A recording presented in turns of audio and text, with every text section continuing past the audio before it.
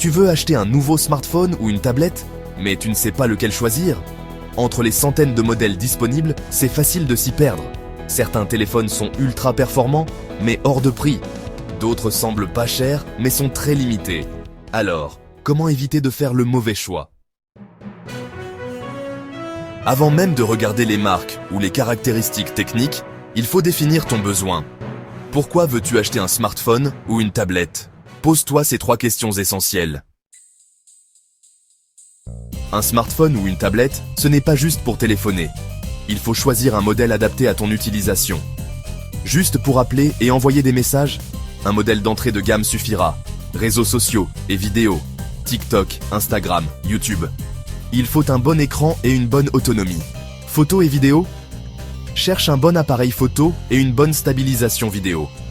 Gaming, jeux mobiles? Un processeur puissant et un écran fluide sont essentiels. Travail et productivité? Une tablette avec un stylet ou un clavier détachable peut être idéal.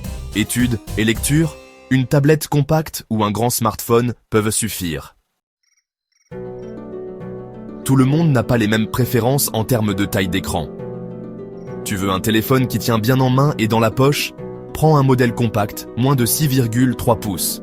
Tu préfères un grand écran pour regarder des vidéos confortablement? Opte pour un smartphone grand format, 6,5 pouces et plus. Besoin d'un compromis entre téléphone et ordinateur? Une tablette de 10 pouces est idéale. Besoin d'une liseuse ou d'un écran confortable pour lire? Une tablette de 7 à 8 pouces suffit. Les smartphones et tablettes sont disponibles dans toutes les gammes de prix. Mais il faut savoir ce que tu peux avoir selon ton budget. Moins de 150 €, smartphone et tablette basique. Suffisant pour appeler, WhatsApp et YouTube, mais performance limitée. 150 à 300 €, bon compromis pour réseaux sociaux, vidéos et jeux légers.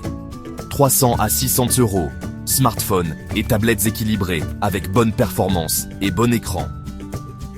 600 € et plus, modèle premium avec excellents écrans, appareil photo et performance élevée. Maintenant que tu sais comment définir tes besoins, on va voir dans la prochaine partie comment comprendre les critères techniques essentiels pour ne pas se faire avoir. On parlera du processeur, de la RAM, du stockage, de l'écran et même de l'appareil photo. Tu verras que parfois, un téléphone avec 108 mégapixels fait moins de belles photos qu'un modèle avec seulement 50 mégapixels. Alors, reste bien connecté et n'oublie pas de t'abonner à IT Expert Hub pour ne pas rater la suite. Dans la première partie, on a vu comment définir tes besoins avant d'acheter un smartphone ou une tablette. Maintenant, on va entrer dans le vif du sujet, les caractéristiques techniques. Tu as peut-être déjà vu des vendeurs te dire « Ce téléphone a 12 Go de RAM, un processeur ultra puissant et un appareil photo de 108 mégapixels. » Mais est-ce vraiment utile pour toi? Reste bien jusqu'à la fin, car je vais te révéler le plus grand piège marketing des constructeurs et comment éviter de payer plus cher pour rien. Aussi, pour t'aider à faire le bon choix, j'ai mis des liens Amazon dans la description vers les meilleurs smartphones et tablettes, selon ton budget et ton usage. Chaque produit est accompagné d'une petite description pour que tu saches exactement lequel te convient. Alors, abonne-toi à IT Expert Hub, active la cloche de notification et on attaque. Choisir un smartphone ou une tablette, ce n'est pas juste une question de marque. Il faut comprendre ce qui se cache sous le capot pour ne pas acheter un appareil qui va ramer au bout de quelques mois. Le processeur, c'est le moteur de ton smartphone ou ta tablette. Plus il est puissant, plus tout sera fluide et rapide. Les grandes marques de processeurs sont Qualcomm Snapdragon, très performant, surtout sur les modèles haut de gamme. Mediatek, bon rapport qualité-prix, mais parfois un peu moins optimisé. Apple A-Series, les plus puissants et optimisés, mais seulement pour iOS. Samsung Exynos, utilisé sur certains Samsung, mais souvent moins performant que Snapdragon. La RAM permet d'ouvrir plusieurs applications en même temps, sans ralentissement. 4 gigaoctets de RAM sont suffisants pour un usage basique, comme les réseaux sociaux, YouTube ou les mails. 6 gigaoctets de RAM sont idéaux pour une utilisation fluide au quotidien. 8 gigaoctets de RAM ou plus seront parfaits pour les gamers et les gros utilisateurs. Ne te laisse pas avoir par les téléphones à 12 ou 16 gigaoctets de RAM, c'est souvent du marketing.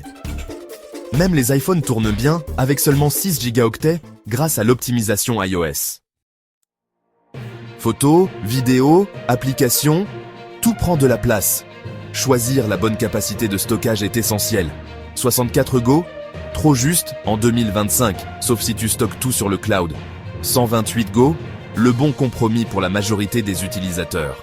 256 Go et plus, indispensable si tu prends beaucoup de photos ou vidéos ou installes de gros jeux. Certains smartphones permettent d'ajouter une carte micro SD pour augmenter le stockage, mais ce n'est pas toujours possible, comme par exemple avec l'iPhone ou le Google Pixel. L'écran, c'est ce que tu regardes toute la journée. Il faut qu'il soit confortable. LCD, moins cher, mais couleur et contraste moyen. AMOLED ou OLED.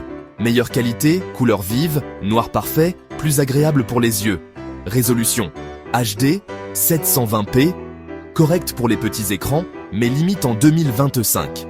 Full HD, 1080p, le standard recommandé.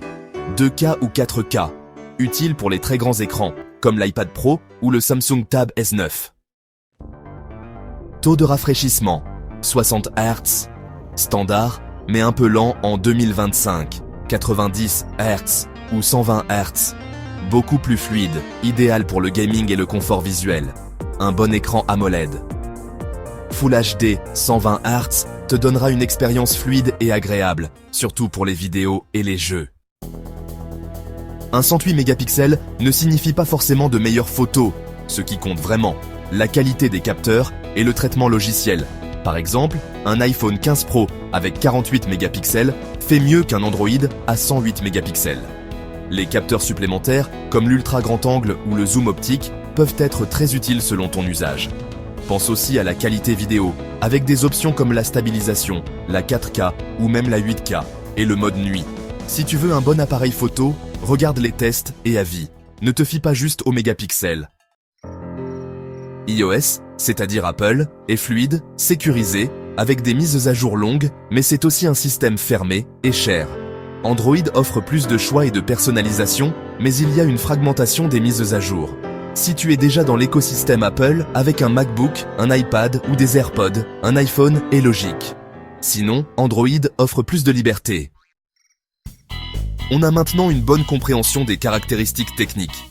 Dans la prochaine partie, on va voir les grandes marques et leurs spécificités. Apple, Samsung, Xiaomi, Google, et lesquelles sont faites pour toi. N'oublie pas, tous les liens Amazon sont dans la description pour trouver le smartphone ou la tablette parfait, selon ton budget et ton besoin. Abonne-toi à IT Expert Hub et on se retrouve dans la prochaine partie. Dans la première partie, on a vu comment définir tes besoins. Dans la deuxième, on a analysé les caractéristiques techniques essentielles. Maintenant, on va parler des marques Apple, Samsung, Xiaomi, Google, OnePlus. Lesquelles valent vraiment le coup et pour quel type d'utilisateur? Reste bien jusqu'à la fin, car je vais aussi te donner mon avis sur la meilleure marque selon ton budget. Et n'oublie pas, tous les liens Amazon vers les meilleurs smartphones et tablettes sont dans la description avec une explication pour t'aider à choisir celui qui te correspond. Si ce n'est pas encore fait, abonne-toi à IT Expert Hub et active la cloche pour ne pas rater les prochaines vidéos. Chaque marque a ses points forts et ses défauts. On va voir rapidement les principales marques et ce qu'elles proposent. Apple, iPhone, iPad. L'écosystème fermé mais ultra optimisé. Si tu as un MacBook ou un iPad, un iPhone est le choix logique. Mais si tu veux plus de liberté, Apple n'est pas le meilleur choix. Samsung, Galaxy S, A, Tab, qualité premium et innovation. Si tu veux un smartphone polyvalent avec un excellent écran, Samsung est un excellent choix. Google, Pixel, Android pur et photo incroyable. Si tu veux le vrai Android sans surcouche et un appareil photo puissant, les Google Pixel sont parfaits. Xiaomi, Redmi, Poco, le rapport qualité-prix imbattable. Si tu veux un smartphone puissant sans te ruiner, Xiaomi, Redmi et Poco sont les rois du rapport qualité-prix. OnePlus, fluidité et puissance. OnePlus est idéal pour ceux qui veulent un smartphone puissant, rapide et bien optimisé. Oppo, Vivo et Realme. Marques montantes avec de bonnes innovations. Oppo, Vivo et Realme sont d'excellentes alternatives à Xiaomi, avec souvent un meilleur design et des innovations sympas. Huawei, Honor. De la qualité, mais sans Google. Huawei fait d'excellents appareils, mais l'absence de Google peut être un frein pour beaucoup. Autres marques, Motorola Asus, ROG Phone pour gamers, Nokia, Tecno. Motorola, expérience Android simple, mais peu d'innovation. Asus, ROG Phone, le meilleur pour les gamers, mais cher et encombrant. Nokia, bon suivi logiciel, mais specs souvent dépassés. Tecno, Infinix, marque en pleine expansion, surtout en Afrique. Voilà. Maintenant, tu connais les principales marques et leurs spécificités. Alors, laquelle te correspond le mieux? Dis-moi en commentaire quelle marque tu préfères et pourquoi. Je répondrai à toutes tes questions. N'oublie pas, dans la description, tu as des liens Amazon vers les meilleurs smartphones et tablettes selon ton budget et ton besoin. Va jeter un œil, ça peut t'aider à choisir. Si cette vidéo t'a aidé, mets un like, abonne-toi à IT Expert Hub et active la cloche pour ne pas rater les prochaines vidéos. Et justement, dans la prochaine vidéo, on va parler du hardware de l'ordinateur, processeur, RAM, carte graphique, stockage, tout ce qu'il faut savoir pour bien choisir son PC. Alors, reste bien connecté et on se retrouve très vite sur IT Expert Hub.